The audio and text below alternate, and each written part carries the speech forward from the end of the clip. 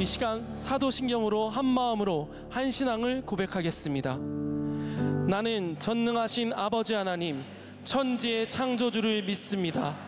나는 그의 유일하신 아들 우리 주 예수 그리스도를 믿습니다. 그는 성령으로 잉태되어 동정녀 마리아에게서 나시고 본디오 빌라도에게 고난을 받아 십자가에 못 박혀 죽으시고 장사된 지 사흘 만에 죽은 자 가운데서 다시 살아나셨으며 하늘에 오르시어 전능하신 아버지 하나님 우편에 앉아 계시다가 거기로부터 살아있는 자와 죽은 자를 심판하러 오십니다. 나는 성령을 믿으며 거룩한 공교회와 성도의 교제와 죄를 용서받는 것과 몸의 부활과 영생을 믿습니다. 아멘. 우리에게 갈 길을 비춰주시는 주님 앞에 함께 기쁨으로 찬양하며 나아가기 원합니다. 갈 길을 밝히 보이시니 주 앞에 빨리 나갑시다. 우리를 찾는 구주 예수 거더하시. 우리 한 번 더 고백할까요? 갈 길을 밝히 보이시니 주 앞에 빨리 나갑시다. 우리를 찾는 구주 예수 고도라시네. 죄악 벗은 우리 영혼은 기뻐 뛰며 주를 보겠네. 하늘에 계신 주 예수를 영원히 섬기리. 우리를 오라 하시는 말 기쁘게 듣고 순종하세. 구주를 믿기 지체 말고 속속히 나가세. 죄악 벗은 우리 영혼은 기뻐 뛰며 주를 보겠네. 하늘에 계신 주 예수를 영원히 섬기리. 주 오늘 여기 계시오니 다 와서 주의 말씀 듣세. 듣기도 하며 생각하니 참 진리시로다. 할렐루야. 벗은 우리 영혼은 기뻐 뛰며 주를 보겠네. 하늘에 계신 주 예수를 영원히 섬기리. 죄악 벗은 우리 영혼은 기뻐 뛰며 주를 보겠네. 하늘에 계신 주 예수를 영원히. 한 번 더 고백하며 나아갑시다. 죄악 벗은 우리 영혼은 기뻐 뛰며 주를 보겠네. 하늘에 계신 주 예수를 영원히 섬기리. 하늘에 계신 지금 앞에 고백합시다. 나의 주님. 고백합시다. 주님을 보게 하소서. 주님을 보게 하소서. 우리의 간절한 고백을 받아주시옵소서. 우리를 붙들어 주시옵소서. 우리의 마음을 정직하게 주님 앞에 고백하며 나아가오니 우리의 뜻과 우리의 생각을 주님 앞에 내려놓사오니 주님 앞에 나아갑니다. 우리의 고백을 받아주시옵소서. 주님 앞에 나 엎드려 주의 음성 기다리니 나를 부르실 때 믿음으로 걸어가리. 나를 부르실 때 믿음으로 걸어가리. 할렐루야. 믿음의 걸음 가운데 역사하실 주님을 찬양합니다. 할렐루야. 우리 함께 기도하시겠습니다. 우리가 걸어가야 할 길을 보여주시고 몸소 그 길을 걸어가신 주님, 주님의 은혜로 우리가 이 자리에서 예배하며 주님 앞에 나아갑니다. 우리의 뜻과 생각을 주님 앞에 내려놓고 말씀을 기다리오니 우리를 향한 하나님의 마음이 발견되는 시간 되게 하옵소서. 우리 심령의 갈급함을 아시는 주님, 결핍과 상처 속에 두려워하는 우리의 마음을 기억하여 주시옵고 다 내게로 나오라 하신 주님의 품에 안에 거하며 심령의 위로와 회복이 있게 하옵소서. 특별히 이 나라와 민족을 위해서 기도합니다. 나라를 이끌어갈 지도자가 선출되었사오니 정직하고 공정하게 나라를 이끌어가게 하옵시고 갈라지고 상처난 마음을 위로하며 하나된 대한민국을 만들어가는 지도자가 되게 하옵소서. 주님의 말씀을 듣습니다. 말씀에 의지하여 믿음의 그물을 던질 때 주님이 일하셨음을 기억하오니 말씀 속에 인상의 결단이 일어나게 하여 주옵시고 작은 전진 안에 우리를 풍요케 하시는 하나님의 은혜를 경험케 하옵소서. 이 모든 말씀 변함없는 사랑으로 언제나 우리를 부르시는 예수 그리스도의 이름으로 기도하였습니다. 주께 기도드리오니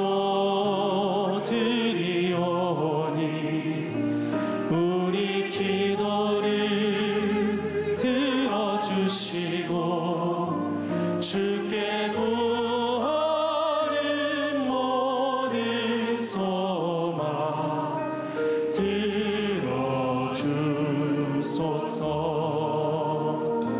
주께 기도드리오니 우리 기도를 들어주시고 주께 구하는 모든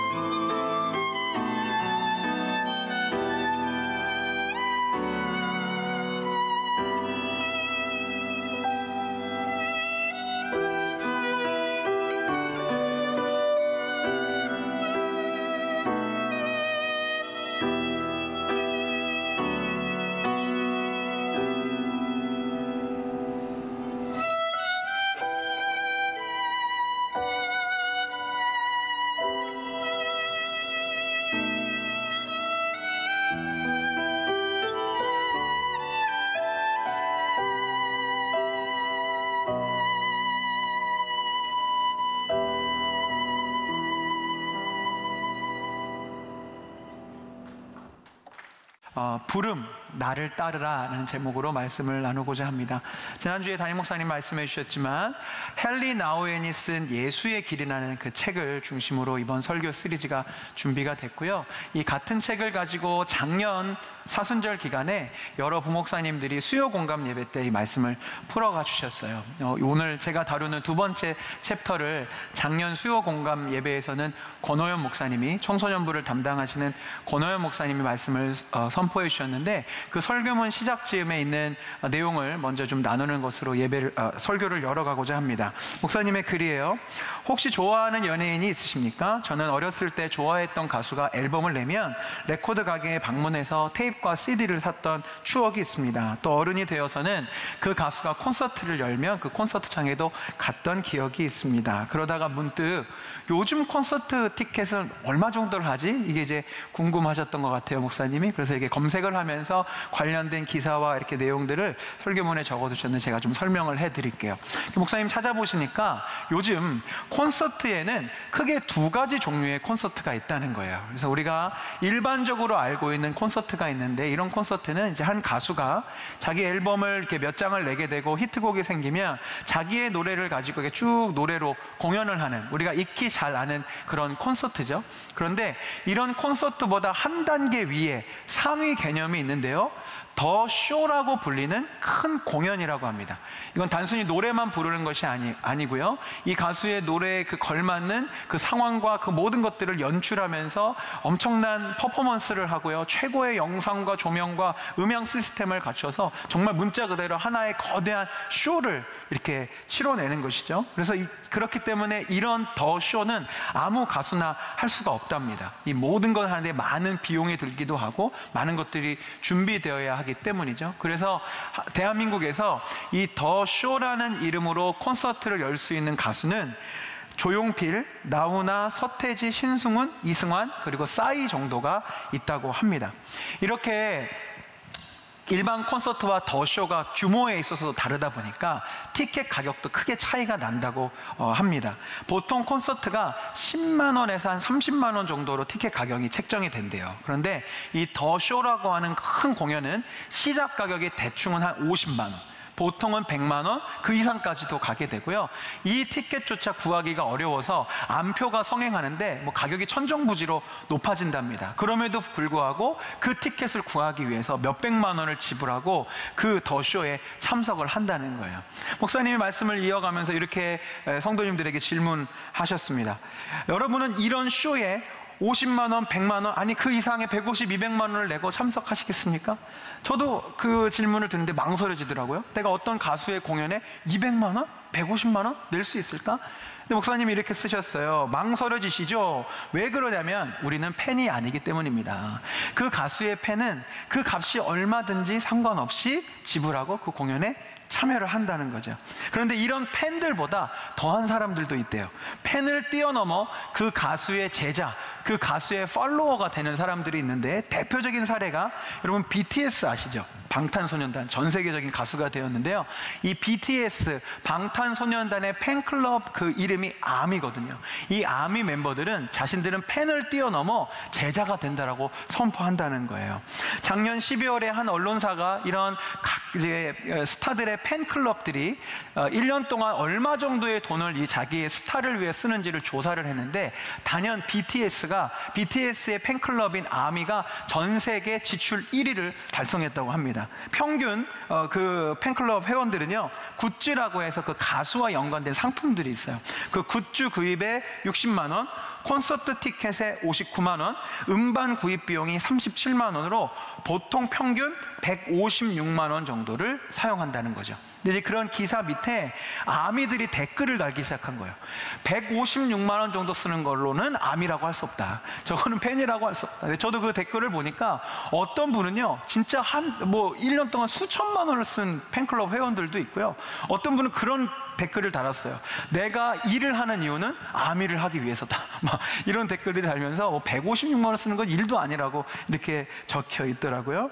목사님이 이렇게 쓰셨어요. 제가 이 글을 보고 있는데 이해가 되기 시작했어요. 시작했습니다. 우리 청소년부 아이들만 봐도 BTS 폰 구입에 100만 원 이상 쓰고 콘서트 갔다 왔어요, 뭐 앨범 샀어요, 굿즈 샀어요 하는 거 다 합해보면 우리 만나교회에 있는 청소년들만 해도 200만 원, 300만 원 넘게 쓴다는 거죠. 이렇게 이제 설교를 쓰시면서 권호연 목사님 이렇게 쓰십니다. 제 마음속에 한 가지 질문이 떠올랐습니다.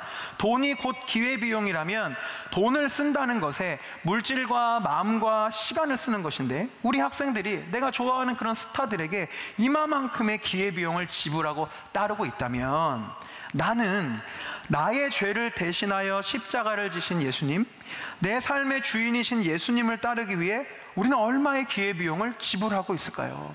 즉, 우리가 예수님을 따르는 수준은 팬입니까? 제자입니까? 아니면 예수님을 믿기 전후가 크게 다르지 않은 제자리입니까? 라는 질문을 던지셨어요. 저도 오늘 성도님들에게 동일한 질문을 드리며 설교를 시작합니다. 우리는 예수님의 팬인가요? 아니면 제자인가요? 아니면 예전과 다름없는 제자리인가요? 카일 아이들먼 목사님이 쓰신 팬인가 제자인가라는 아주 유명한 책이 있죠. 저도 이 책을 읽고 굉장히 큰 도전을 받아서 이제 제가 청년 사역을 하면서 내 사역의 목표는 우리 청년들을 예수님의 제자로 세우는 것이다라고 이렇게 마음을 먹고 사역을 하고 있습니다. 이 책의 핵심 내용은 무엇이냐면, 우리가 예수님을 그저 좋아하고 예배 드리는 것이 너무 좋고 신앙생활을 하는 것이 너무 좋은 그런 팬의 단계에 머무를 것이 아니라 예수님을 위해 희생하고 헌신하고 때론 이해할 수 없을지라도 순종하는 제자의 자리까지 나아가야 한다라는 이제 내용의 책인데요. 오늘 저는 저와 여러분에게, 우리 모두에게 아주 짓궂은 질문을 드리고 싶습니다. 팬인가 제자인가라는 질문 앞에 서기 전에 우리는 제자는 고사하고 예수님의 팬이기는 한가라는 질문을 드리고 싶은 거예요. 제자의 단계까지, 그 깊은 단계까지 나가기도 전에 예수님의 팬이어야 이제 그 다음 단계로 나아갈 거 아니에요? 그런데 가만 보니까 설교를 전하고 있는 저조차도 보면 예수님을 사랑하고 예수님을 좋아한다고 입으로는 얘기하고 있는데 정말 깊이 사랑하고 좋아하는 마음이 많이 약해진 것 같아요. 저의 관심사, 제가 사모하고 사랑하는 것이 예수님이 아닌 경우가 너무 많습니다. 예수님이 아닌 것들에 늘 제가 관심을 가지고 있고 그것을 갖고 근심을 하고 있고 어떻게 해야 할지를 고민을 하고 있는데, 예수님과 관련해서는 이젠 너무 익숙해진 나머지 예수님께는 별로 관심이 없어요. 예수님을 싫어하거나 뭐 예수님을 미워하는 것은 아니지만 예수님을 정말 사모하고 사랑하는 마음이 많이 사라져버린 것 같아요. 근데 바로 이런 모습이 오늘 본문에 등장하는 베드로와 다른 어부들의 모습과 같습니다. 우리가 본문을 아까 함께 보셨는데요, 이 본문의 상황이 이렇습니다. 예수님이 이른 아침부터 그 갈릴리 호숫가에 오셔서 하나님 나라의 복음과 하나님 나라의 비밀을 선포하십니다. 그러자 점점 많은 무리가 몰려들지요. 너무 점점 사람들이 많아지니까 예수님이 많은 회중을 더 보기를 원하셔서 이제 배를 띄워서 조금 더 멀리 회중과 떨어지시게 되는 겁니다. 근데 우리가 성경을 보셨지만 그때 누구의 배에 타셨냐면 시몬 베드로의 배에 타셨어요. 다른 사람이 아니고요. 근데 본문을 통해 보셨지만 베드로는 지금 예수님의 말씀과 예수님의 설교와 예수님의 가르침에 관심이 전혀 없습니다. 그는 그저 지금 그물을 찢고 있어요. 자기 배에 예수님이 타서 말씀을 전하고 계심에도 불구하고 귀담아 듣지 않아요. 왜 그러냐면 이제 곧 풀어가겠지만 지금 베드로의 관심과 베드로의 걱정은 하나님 나라의 비밀과 복음이 아니에요. 밤새도록 수고했는데 물고기를 한 마리도 건지지 못했습니다. 이것은 오늘날 우리에게 비유해보면 어떻습니까? 내가 밤이 새도록 수고했어요. 일을 하고 노동을 했는데 받을 돈이 하나도 받지 못한 거예요. 열심히 장사를 했는데 손님이 한 명도 오지 않은 거예요. 얼마나 절망스럽겠어요? 얼마나 많은 고민이 있겠어요? 우리 식구들이 이제 뭘 먹고 살아야 되지? 오늘 당장은 내가 어떻게 살아야 되지? 이게 저속한 문제가 아니라 정말 현실적인 먹고 사는 생계의 문제, 한 명의 가장으로서 이 베드로는 지금 다른 것이 자기의 마음에 들어오지 않습니다. 그러니까 지금 그물을 씻으면서 아마도 고민했을 거예요. 왜 지난밤에는 물고기를 한 마리도 잡지 못했을까? 뭐가 문제였을까? 계속 그 고민만 하고 있어요. 근데 오늘 핵심의 내용이 무엇입니까? 예수님이 베드로를, 그리고 우리를 예수님의 제자로 부르신다는 것이 오늘 말씀의 핵심인데요, 예수님은 지금 베드로를 제자로 부르시기로 작정하셨죠. 그러니까 하나님 나라의 복음과 하나님의 나라의 비밀에 대해서 전혀 관심이 없는 베드로에게 그의 관심사로 접근해 오신 거예요. 바로 이런 장면이죠. 말씀을 마치시고 시몬에게 이르시되 깊은 데로 가서 그물을 내려 고기를 잡아라. 아주 정확하게 주님이 오시는 거예요. 왜요? 베드로는 지금 고기 잡는 게 가장 중요한 일이거든요. 그래서 예수님 말씀하세요. 깊은 데로 가서 그물을 내려서 고기를 잡으십시오. 근데 우리가 아는 바대로 베드로는 베테랑 어부였고요, 예수님은 목수였어요. 그리고 많은 성경학자들이 이야기하기를 아마도 예수님이 베드로보다는 조금 더 나이가 어렸을 것이라고 이야기합니다. 그런데 베드로가 참 귀한 것이 이 작은 순종에서부터 우리가 아는 사도 베드로가 된 거예요. 자기의 마음에는 밤새도록 했는데 다 깊은 데든 얕은 데든 다 해봤는데 안 됐잖아요. 그런데 이 선생님이 하는 이야기에 그저 한번 순종을 해봅니다. 그 작은 순종에 어떤 일이 일어나냐면 이런 일이 일어나죠. 시몬이 대답하여 이르되 선생님, 우리들이 밤이 새도록 수고하였지만 잡은 것이 없습니다. 그렇지만 말씀에 의지하여 제가 그물을 한번 내려볼게요 하고 내렸어요. 그랬더니 그렇게 하니 고기를 잡은 것이 심이 많아. 근데 여기까지는 굉장히 행복한 스토리죠. 와, 밤새 한 마리도 못 잡았는데 너무 많이 잡은 거예요. 지금 막 말하자면 내 통장 계좌로 돈이 막 들어오는 그런 느낌입니다. 너무 즐거운 순간인데 그 즐거움과 기쁨은 몇 초 가지 않습니다. 이어지는 구절이 이렇게 되어 있죠. 고기 잡은 것이 심이 많아 어떻게 돼요? 그물이 찢어지기 시작하고요. 7절입니다. 이에 다른 배에 있는 동무들에게 손짓하여 와서 도와달라 하니 그들이 와서 두 배의 체험에 배가 잠기게 됩니다. 근데 이게 왜 행복하지 않은 이야기냐면, 우리가 보통 이 이야기를 들을 때 예수님 말씀에 순종했더니 정말 많은 물고기를 얻는 기적이었습니다 라고 보지만, 한번 베드로의 입장에 되어봤으면 좋겠어요. 베드로는 지금 물고기를 처음에 좀 막 많이 잡히니까 너무 즐거웠겠죠. 그런데 이내 그물이 찢어집니다. 배가 잠깁니다. 그물과 배는 어부에게 있어서는 생명과도 같은 겁니다. 그물이 없고 배가 없으면 자기의 생계를 이어갈 수가 없는 거예요.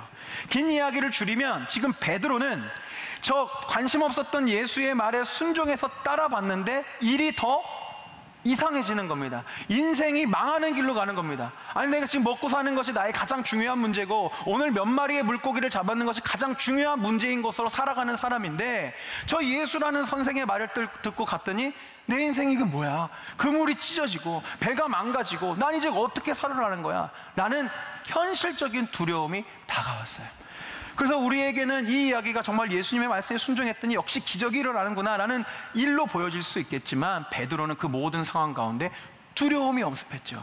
그래서 우리가 잘 아는 그 장면이 예수님 발 앞에 나타나는 거예요. 주여 나를 떠나소서 나는 죄인으로서이다. 지금 베드로는 예수님의 존재, 예수님을 따라간다는 것 자체에 대한 두려움이 생기기 시작했어요. 와, 내 인생 잘못 큰일 나겠는데? 그래서 예수님 보고 겸손하게 떠나달라고 요청을 하는 것이죠. 그러나 예수님은 그 두려움 가운데 있는, 두려움으로 무언가를 결정하려고 하는 베드로를 향해 두려움의 자리에서 사명의 자리로, 두려움의 자리에서 사랑의 자리로, 제자의 자리로 부르고 계십니다. 그 장면이 오늘 본문 10절에 있습니다. 세베대의 아들로서 시몬의 동업자인 야고보와 요한도 놀랐습니다. 예수께서 시몬 베드로에게 이르시되 무서워하지 말라. 베드로야, 너 두려움 가운데서 머무르지 말아라. 무서워하지 말라. 이제 후로는 내가 사람을 취할 거야. 두려움의 자리가 아니라 사랑의 자리로, 사명의 자리로, 생명 살리는 자리로 나오게 될 거야. 그런데 놀라운 것은 11절 그들의 반응이었지요. 그들이 배들을 육지에 대고 모든 것을 버립니다. 이것은 두려움의 자리를 버리겠다는 아주 상징적이고 신앙적인 표현인 것이죠.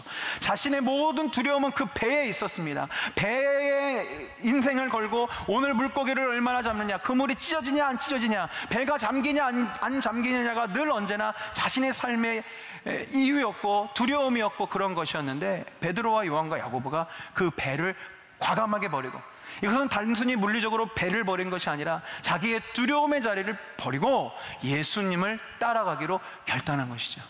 바로 이것이 우리가 오늘 나누고 있는 이 부르심에 반응하는 제자도의 모습의 시작입니다.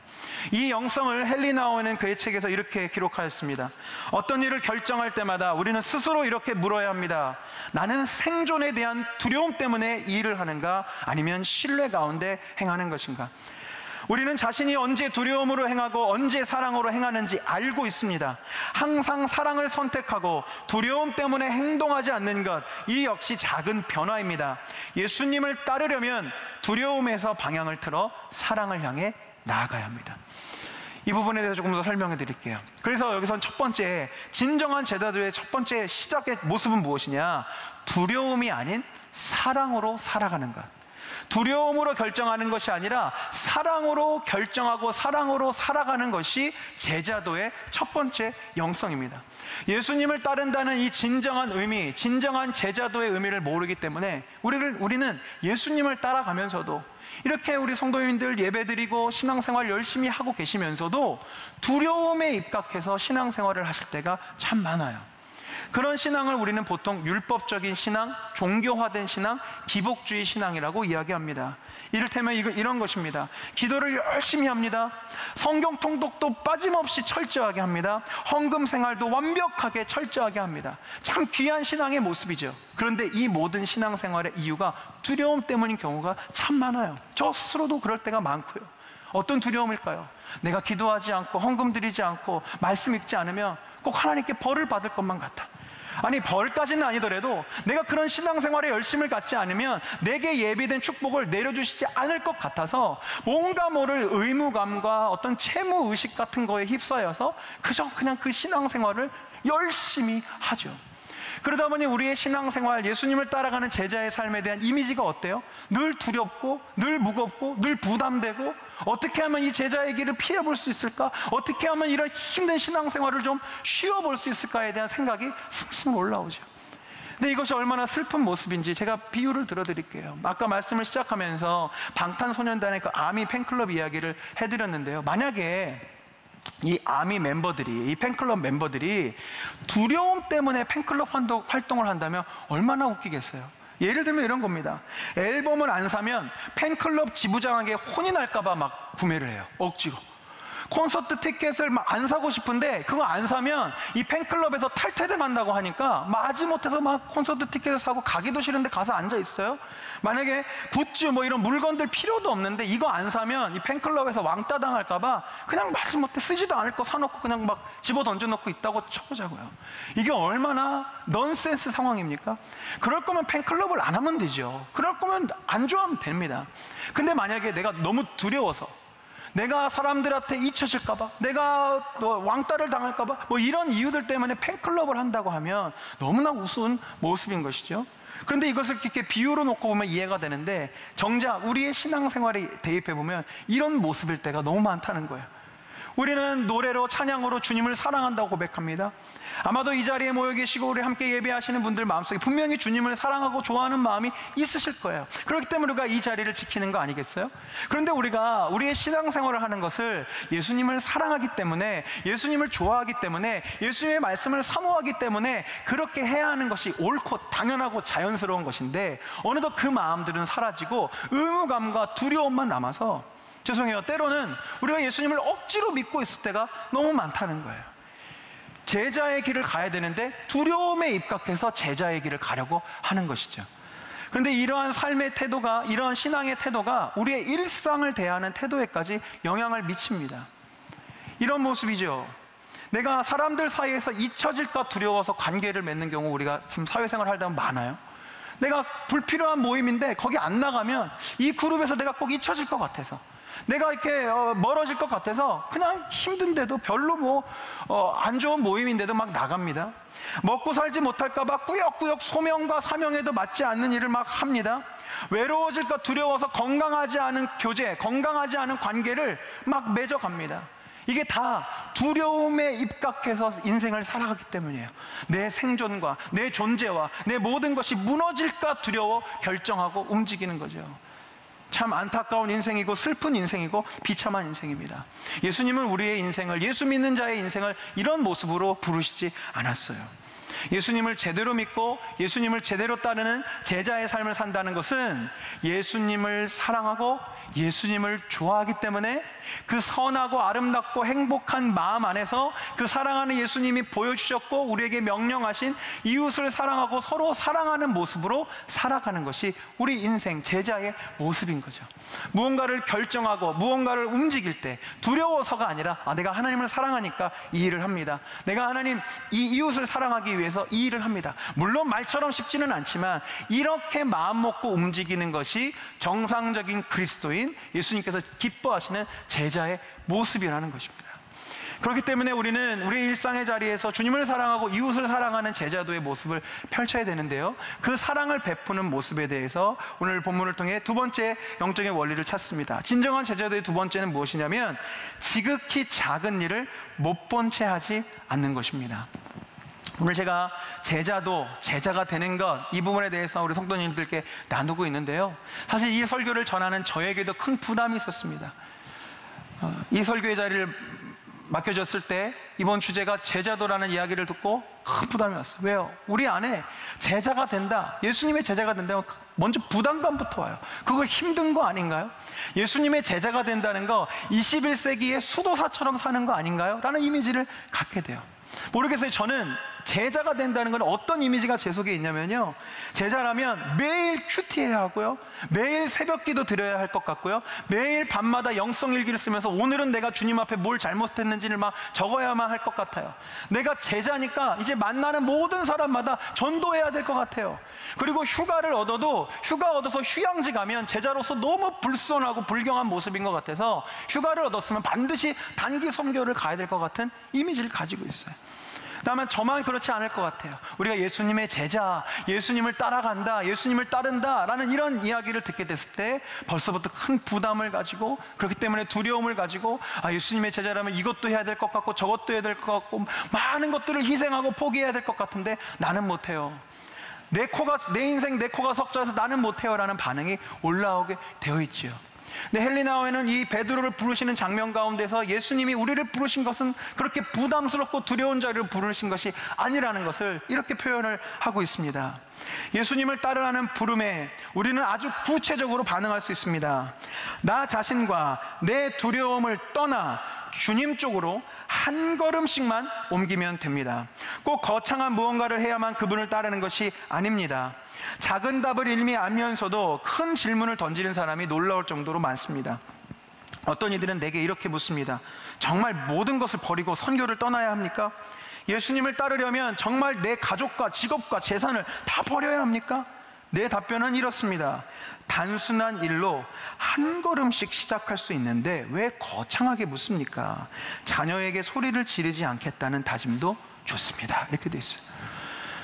예수님을 따르고 두려움을 넘어 사랑의 자리로 나아가는 제자의 삶을 산다는 것은 작은 일, 지극히 작은 일, 내가 할 수 있는 일, 내가 해볼 수 있는 일에서부터 시작하는 거라는 말씀이죠.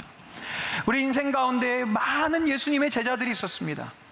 근데 이 예수님의 제자들이 저마다 각각 다른 모습으로 주님을 섬겼어요. 근데 우리는 예수님의 제자가 될 때 늘 사도 바울, 베드로, 주기철 목사님, 손양원 목사님 막 이런 분들만 머릿속에 막 먼저 떠오릅니다. 내가 예수님의 제자가 된다면 저런 분들의 모습처럼 살아야지, 그런 모습을 따라가려고 모방해보려고 애쓰는데 그거는 잘못된 방법이에요. 각자의 부르심이 다릅니다. 각자에게 맡긴 사명이 다르고요. 주님은 우리 한 사람 한 사람에게 지극히 작은 일을 순종하는 것으로 제자의 삶을 살아갈 수 있도록 부르셨다는 말이에요. 제가 지난 2월에 성경 통독을 하면서 신명기 말씀을 읽는데 신명기 22장의 말씀이 제 가슴에 깊이 들어왔어요. 이런 구절이었습니다. 내 형제의 소나 양이 길 잃은 것을 보거든 못 본 채 하지 말고 너는 반드시 그것들을 끌어다가 내 형제에게 돌릴 것이요, 내 형제가 내게서 멀거나 또는 내가 그를 알지 못하거든 그 짐승을 내 집으로 끌고 가서 내 형제가 찾기까지 내게 두었다가 그에게 돌려줄지니 낙이라도 그리하고 의복이라도 그리하고 형제가 잃어버린 어떤 것이든지 내가 얻거든 다 그리하고 못 본 채 하지 말 것이며, 내 형제의 낙이나 소가 길에 넘어진 것을 보거든 못 본 채 하지 말고 너는 반드시 형제를 도와 그것들을 일으킬지니라. 이렇게 되어 있습니다. 지금 제가 별도의 색으로 표시해 두었지만 못 본 채 하지 말고, 못 본 채 하지 말고, 못 본 채 하지 말고,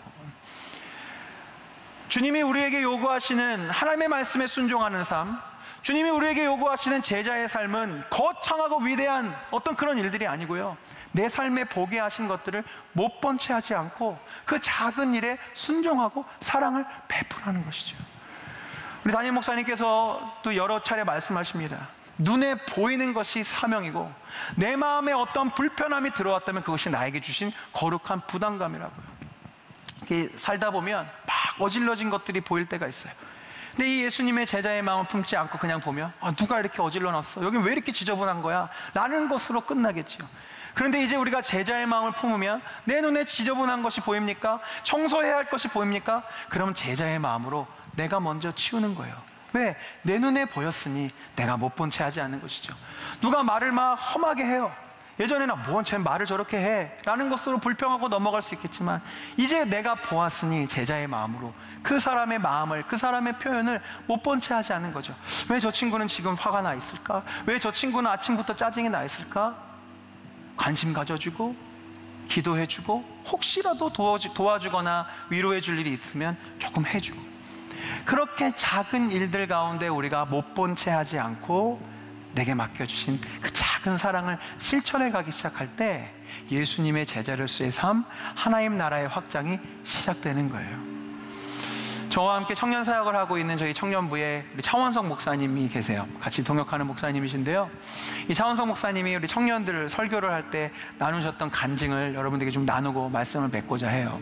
우리 차원석 목사님도 우리 만나교회에서 저 전도사 생활을 하셨거든요. 그래서 전도사 시절에 그때 당시 집이 인천이셨대요. 근데 그때는 이제 차가 없었기 때문에 인천에서부터 우리 성남 여기 분당까지 시외버스를 타고 출퇴근을 하셨답니다. 근데 이제 인천에서부터 이제 서울 들러서 이제 막 오니까 일찍 나가지 않으면 늘 1시간 이상을 서서 와야 했대요.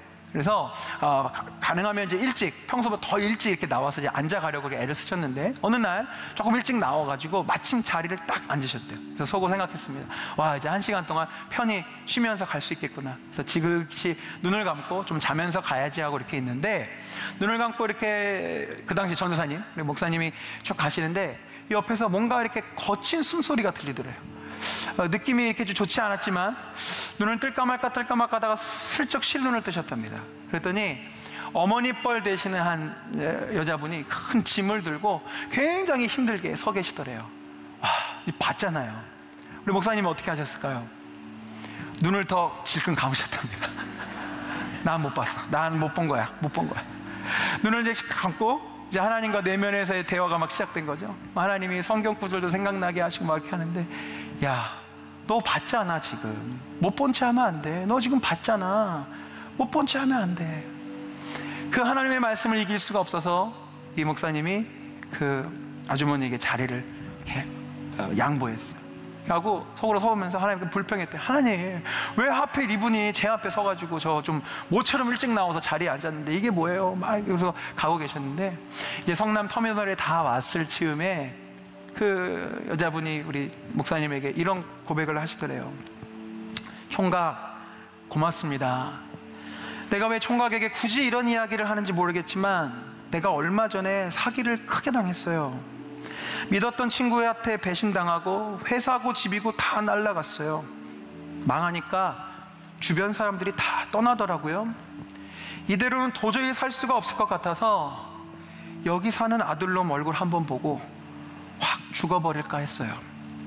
그런데 총각이 아까 자리를 양보해 주는데 별일도 아닌 그 일에 그렇게 눈물이 나더라고요. 문득 세상에 아직은 살만한 곳이구나, 하나님이 이렇게 내 마음을 위로해 주시는구나 라는 힘이 나더라고요. 그래서 조금 더 살아보려고요. 열심히 살다 보면 언젠가 저도 다시 일어서서 누군가에게 친절을 베풀 날이 또 오겠죠? 그때까지 한번 잘 살아보겠습니다 라는 말씀을 하시고 버스에서 내리셨대요. 네, 물론 우리의 인생에 늘 언제나 이렇게 드라마틱한 일이 펼쳐지지는 않겠지만, 지금 차원석 목사님이 엄청나게 큰 일을 한 게 아니잖아요. 그저 내 눈에 자리를 양보해 줘야 될 사람이 보였을 때 못 본 채 하지 않고 그 자리를 내어주었는데, 그 일이 한 영혼을 살리는 일이 되어지는 거예요. 우리의 인생도 마찬가지입니다. 이렇게 드라마틱한 일이 아니라 할지라도 예수님의 말씀에 순종해서 내 삶에 보이는 지극히 작은 일을 못 본 채 하지 않으며 작은 사랑과 작은 친절과 작은 희생을 베풀기 시작할 때 나는 그 결과는 알 수 없으나 반드시 그 일들을 통해서 주님은 사람을 살리는, 사람 낚는 업으로 우리 한 사람 한 사람을 세우실 줄로 믿습니다. 주님이 우리를 그 제자의 자리로 부르십니다. 두려움의 자리가 아닙니다. 이 제자의 자리는 부담 있는 자리가 아닙니다. 내가 할 수 있는 그 작은 일을 행할 수 있는 사랑의 자리로 주님이 불러주시는 거예요. 나는 예수님을 사랑하는 예수님의 팬클럽이야. 아니, 팬클럽을 넘어 난 예수님의 제자야. 그러니 나는 예수님이라면 어떻게 하실까를 고민하며 작은 일들을 못 본 채 하지 않을 거야. 우리 그렇게 결단할 수 있는 예수님의 제자들, 작은 예수가 되시기를 간절히 축원합니다.